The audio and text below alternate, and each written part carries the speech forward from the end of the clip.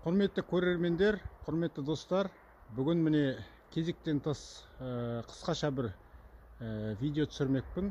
Бұл видеоның ең басты тақырыбы мына артымызда тұрған машинаның салқындатқыш сұйығына қосымша помпаға жәрдем беретін насос қою, яғни сорға қою.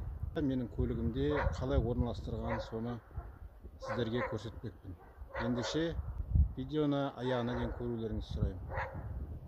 Мінекей өздеріңіз көріп тұрғандай, мына қосымша сорғыны пештен кейін қойдым. Пештен кейін қойған себебім, сорғының алдында қозғалтқышты салқындату сұйығы жүру кезінде ешқандай бөгет немесе кедергі болмауы керек. Пештің ішкі құрылысындағы түтікшелер жіңішке болып келеді және салқындатқыш сұйық ирек жолдардан өтеді. Пеш арқылы өтетін сұйық уақыт өте келе пеш ішінде өз тұнбаларын, бұлай орысша айтқанда присадка дейміз ғой, қалдырып кетеді де пеш түтікшелерінде сұйықтың еркін қозғалуына кедергі жасайды. Ал ол жүйедегі қысымның көтерілуіне әкеліп соғады. Қосымша сорғы пештен кейін қойылса, қозғалтқыштан шыққан сұйықты пеш арқылы сүйрей қозғалады деген сөз. Ол деген сөз көліктің өз сорғысының жұмысына үлкен жәрдем береді. Менің жағдайымда жоғарыда айтылғандай қозғалтқыш блогынан шыққан сұйық пешке кіреді. Пештен шыққан түтікше қосымша сорғының кірісіне жалғанады. Қосымша сорғының шығысындағы түтікше газ жүйесін жылыту редукторының екі түтікшесінің кез келген біреуіне жалғанады. Қайсысына жалғасаңыз да, ол өз еркіңізде. Онда айырмашылық жоқ. Редуктордан шыққан түтікше көліктің өзінің сорғысының төменгі кірісіне қосылады.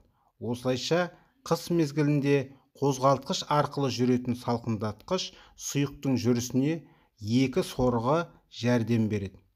Бірінші сорғы көліктің өзінің сорғысы, екінші сорғы жоғарыда біз баяндап кеткен қосымша сорғы.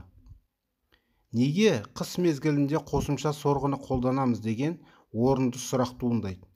Біріншіден, сұйықтың айналу жүйесі үлкен, яғни көлігімізде газ жылыту редукторы бар. Екіншіден, осы үлкен жүйемен сұйықтың айналу жылдамдығын арттырамыз.